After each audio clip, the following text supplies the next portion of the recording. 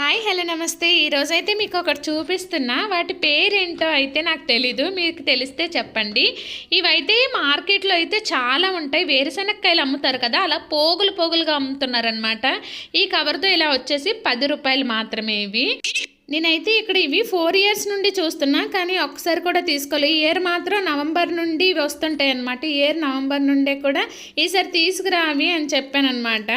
చెప్తే సరే అనేసి మా కోసం అనేసి తీసుకొచ్చారు. మా ఎదురుగా వెస్ట్ బెంగాల్ వాళ్ళు ఉంటారు, వాళ్ళు సింగడం అంటారంట. ఇవి పచ్చివి కూడా బాగుంటాయి, చాలా స్వీట్గా ఉన్నాయి, కానీ బాయిల్ చేసుకొని తింటే ఇంకా బాగుంటాయి అని చెప్పారు. సరే అని బాయిల్ అయితే చేశాను.